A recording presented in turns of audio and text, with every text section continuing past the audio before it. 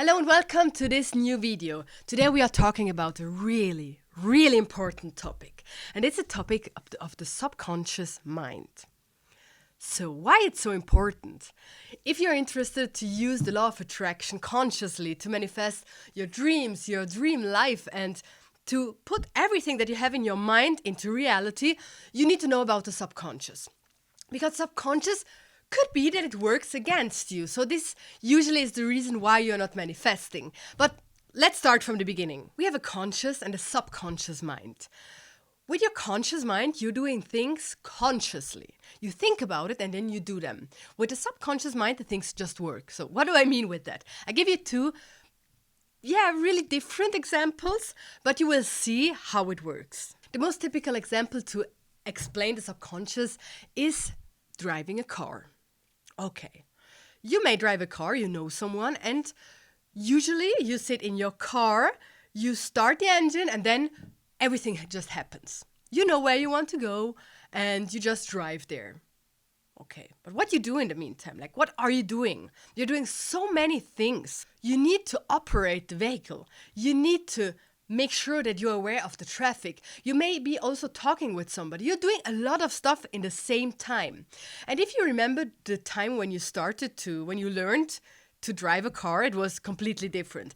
You sat in your car and you knew you want to go somewhere, but it was not just everything was automatically. No, you had to think about everything. Like, you looked in the mirror, you thought, what do I have to do? What is next? Like, there were all these different little steps you needed to do, and you needed to think about it. Like, it was surely tiring. It was something that you needed to think about with every step. Like, you needed to think about every step you're doing. But after a while, you didn't think about it anymore. It just happened. You just were driving. You just arrived at your destination. It was just everything okay. So you did not have to think about it a lot. You see the difference? In the beginning, you needed your conscious mind. You needed to think about what are you doing. Every step had to go through your conscious mind. And after a while, after you got used to, your subconscious mind starts to drive the car and not you anymore. I just want to mention here that subconscious and subconscious mind is the same. It has the same meaning. So I will use both words for it. Now another completely different example that you may know, or I hope that you don't know, but you may know it. It's about the emotional eating. How did that start? Like, why do some people eat? Because of their emotions. The best is I will talk about my story. I was an emotional eater. So how did that start? I had problem as a child, or I was not happy. I had really problem with myself and with the world around me. And so there was this problem and I tried to cope with it. But it was really difficult. Like, I was a child. Like, how should I cope with that? So somehow I found out that when I eat something or I eat something sweet, it feels better. I feel better for a moment. And because of that, I repeated that. Every time I reacted the same. I did the same thing. Problem, I have to cope with it. I ate something and I felt better. And then after doing that several times consciously, the thing happened unconsciously. Like, I was not even conscious that I was eating something. I felt bad and I searched for chocolate or so. And so this is something that happened afterwards. Like, after I did it consciously several times, it just happened unconsciously. My subconscious mind took the lead. My subconscious mind now told me what to do. And I did not even understood that. It just happened. So now we had two examples, how the conscious mind started something, an action, and then the subconscious mind after a while began to do that action. Without that, the conscious mind had to think about again. So now, why do we have a subconscious mind? Imagine you would need to drive your car consciously every time. If you remember that time where you had to drive it consciously, when you had to really think about every step you're doing, it was really tiring. It was really difficult. It was not fun. It was not easy. It was not something you could just do. It was something you really needed time and a lot of your energy to think about every step you needed to do. So your brain, that is so amazing how it works, how effective it works, just tries to help you. It just tries to help you. If you would need to do all these things consciously, you couldn't go on with your life. It would be so difficult, so tiring. You could not do something else. You would just need your conscious mind all the time, and you could not do everything you're doing right now. It would be so complicated, so difficult to think about every step, everything that you're doing, even like talking, even walking around. I press record consciously, but how I walked around the desk or how I started talking, this was all unconsciously. This was all my subconscious mind that took place for my conscious mind. So the brain uses of the subconscious mind to create patterns and to create automatations. So everything gets easier.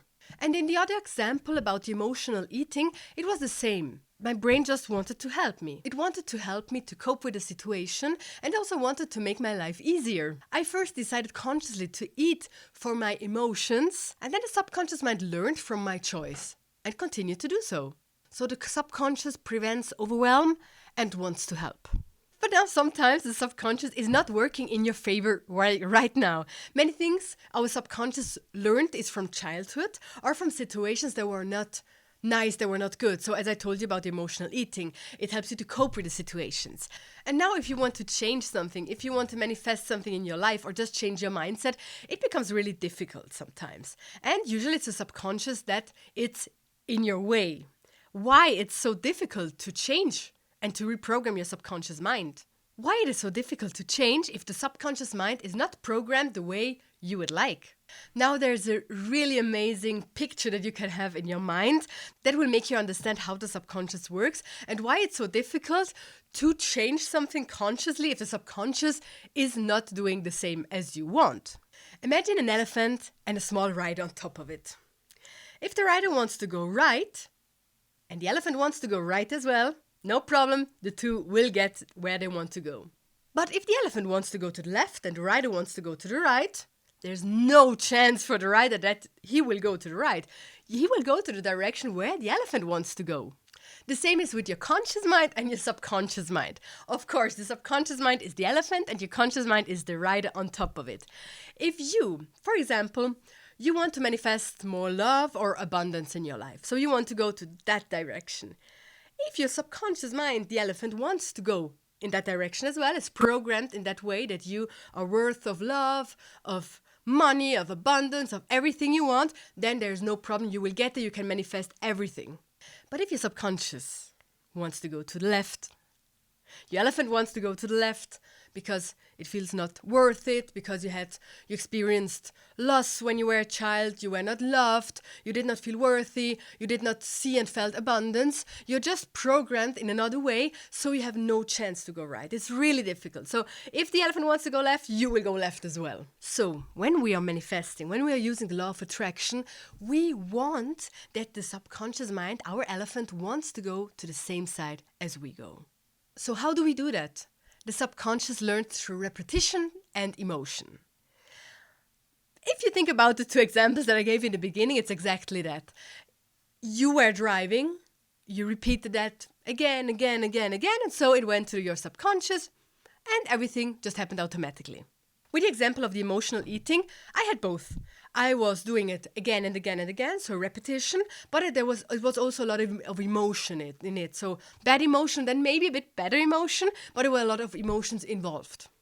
Another example how the subconscious learned with emotion is a trauma. If something happens even just once that it's really traumatic, then also it goes directly to the subconscious and it stays there. So the subconscious learns also from that extreme emotion. To explain repetition and how this goes to your subconscious, imagine there is a hayfield and someone walks from A to B. You will not really see that someone passed there. So you have to walk, you have to do your first steps, you kind of start a trail. But if that happens every day, if this person crosses that hayfield every day at the same place, at the same A to B, then after a while it will be a trail. After a while you will see exactly that there is the way to go. There's no other way in that hayfield to walk from A to B. That's the way. And so the same things happened in your brain. If you're doing the same thing again, the repetition, then it's like a trail that you are creating in your mind. Is it possible to reprogram your subconscious mind? So yeah. If you have patience and motivation to do so. The best is to use emotion and repetition at the same time, because now we know the subconscious mind learns through repetition and emotion. So if you combine both, it works the best. Make those new trails and everything will go automatically. That's what we want. We want our elephant programmed in a way that it leads us into the direction of our dreams and our goals, so that we don't need to think about it anymore, that we have our subconscious mind programmed in a way that we want, that it will bring us to the kind of person we want to be, to abundance, to love. So you don't even have to think about, if you have your subconscious mind on your side, there's no way you cannot manifest something. So that's what we want. We want to reprogram our subconscious mind. If you want to start with it and try it out, I really recommend you check out my package.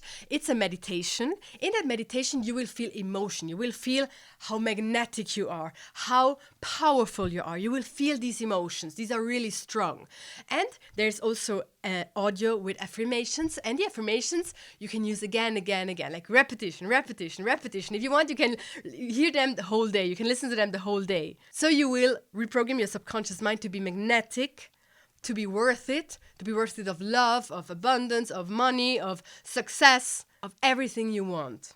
Check it out. It's on my website. I will also put the link in the description down below. So what do you think now? Have you understood how the subconscious works? Talk to me in the comments about it. How do you feel? Do you need to know more? I will surely come back to that topic again and again, because it's one of the most important topics when it comes to the law of attraction. So that was it for today. Have a great time and see you next time. Bye!